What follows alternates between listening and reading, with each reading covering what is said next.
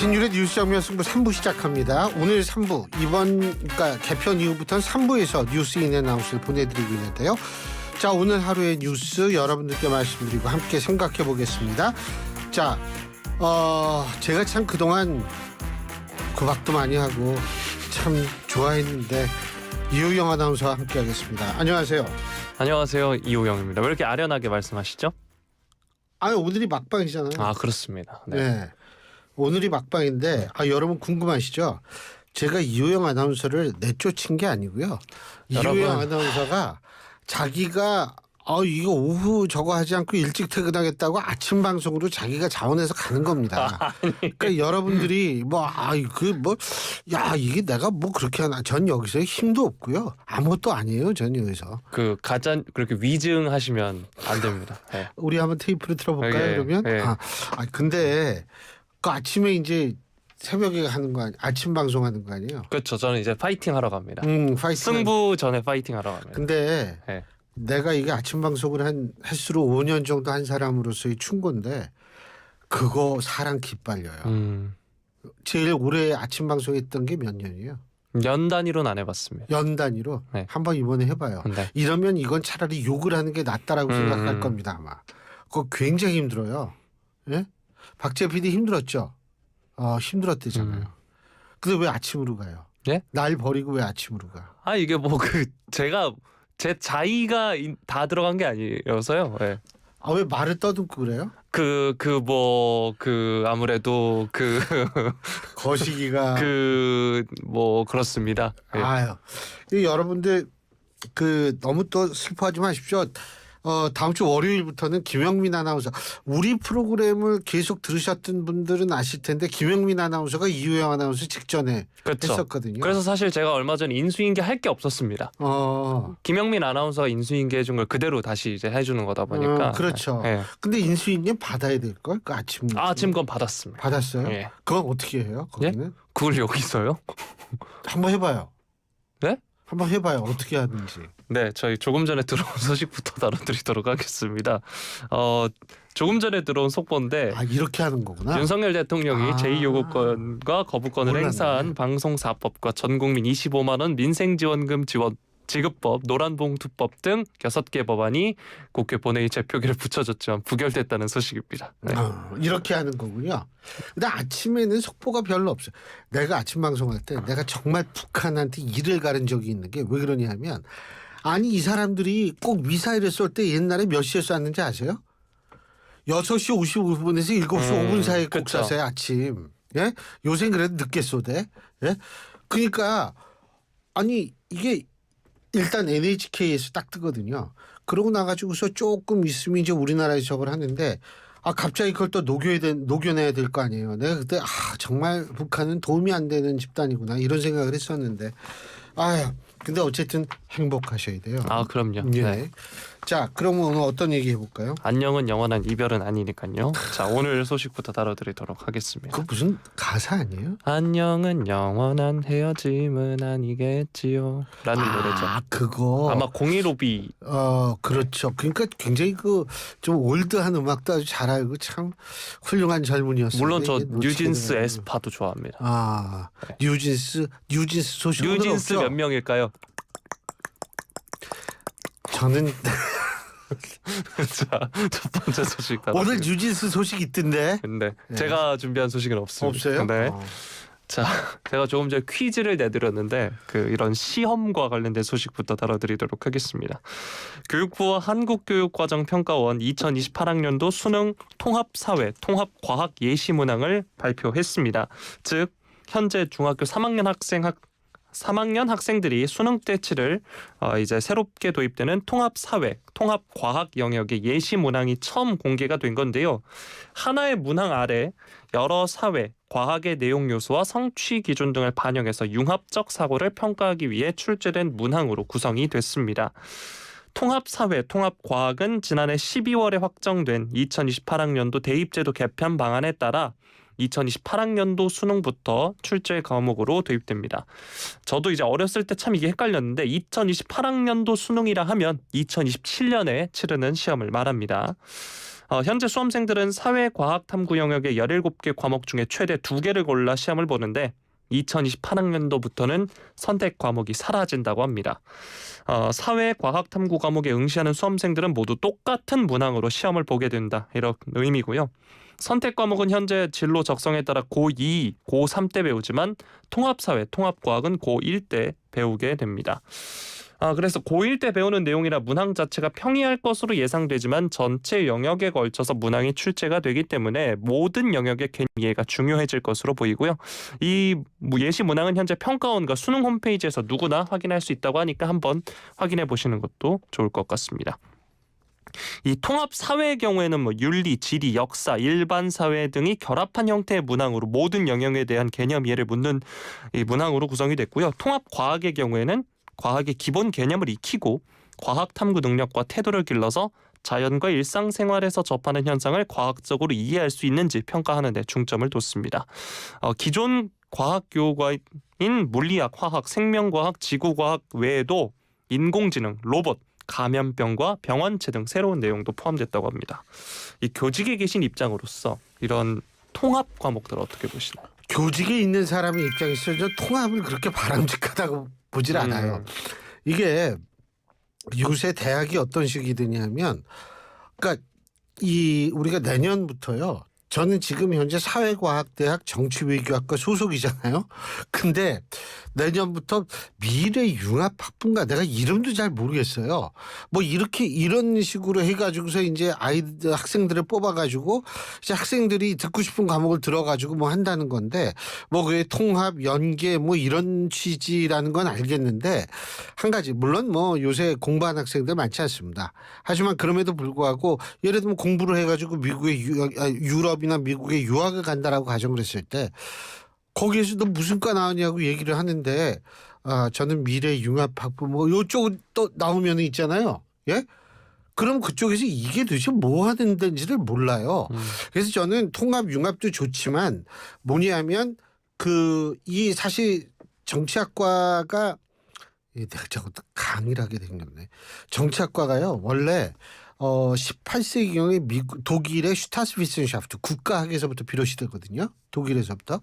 그 다음부터 쭉 정치학과라는 이름으로 있었는데 이게 갑자기 뭐 미래융합학부의 정치외교학 전공 막 이런 식으로 바뀌면은 이게 외국으로 유학 가면 이거 굉장히 복잡해져요. 외국에는 사실 그런 이름이 없거든요. 그래서 저는 통합 뭐 다 좋은데 이게 어느 정도의 글로벌한 스탠다드의 기준은 좀 맞게 이걸 바꿔야 되는 거 아닌가 이런 생각이 들고 또 한 가지만 말씀드리면 시험에서 통합 잘못하잖아요. 정답 가지고 싸움 납니다. 반드시 그래요. 제가 일전에 한번 말씀드린 것 같은데 유교 문화권에서는 정답이 있어야 돼요. 왜 그러냐면 사회적 신뢰, 사회 자본과 밀접한 관계가 있거든요. 근데 공교롭게도 유교 문화권에 있는 국가들의 사회 자본은 이렇게 높은 편이 아니에요.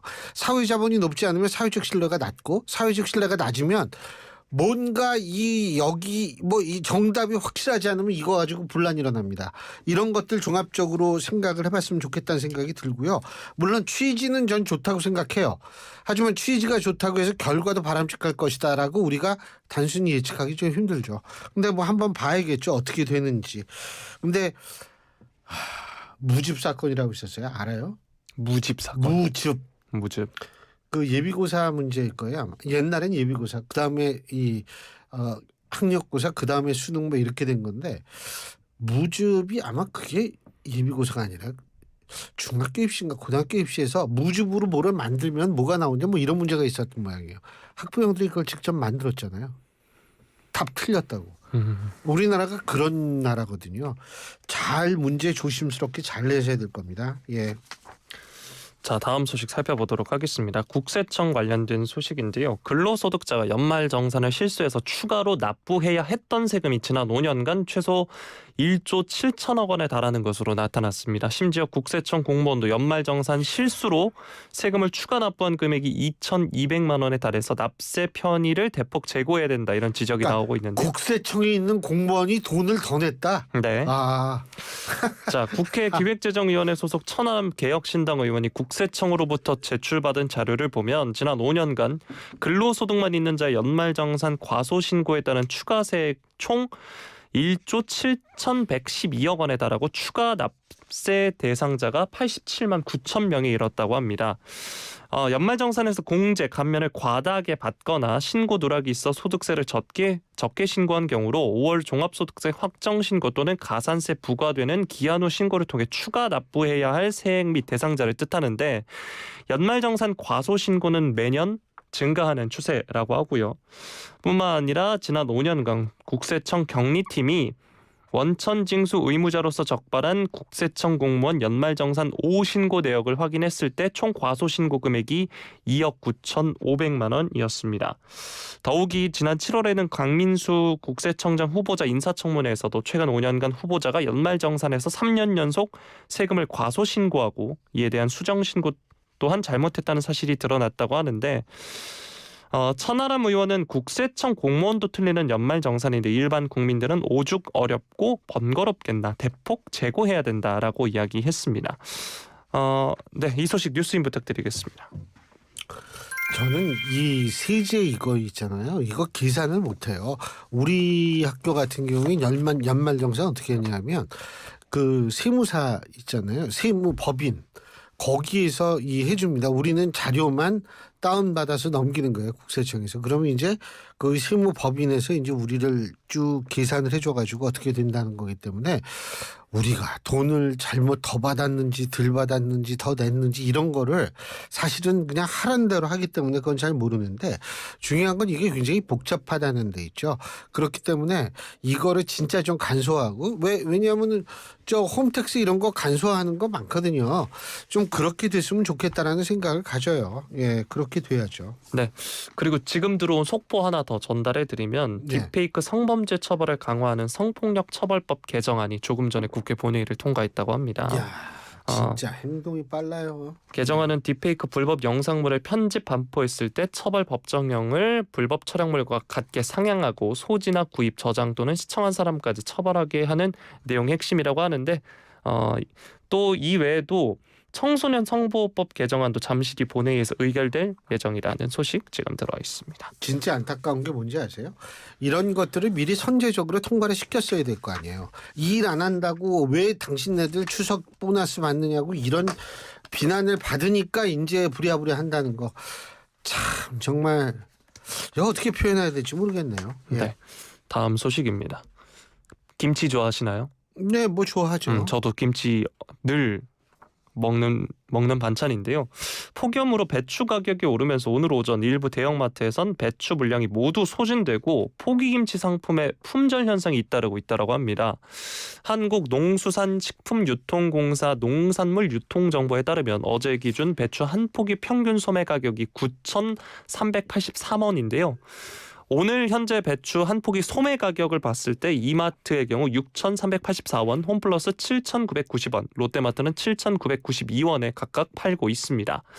이마트의 경우에는 시세 대비 배추를 30%가량 저렴하게 판매하고 있는데 추석 이전부터 현재까지 일부 점포에서 오전 중 배추 품절 현상이 나타나고 있다라고 하고 지난달 30일부터 점포 상황에 따라 1인당 3포기만 구매할 수 있도록 제한을 뒀다라고 합니다.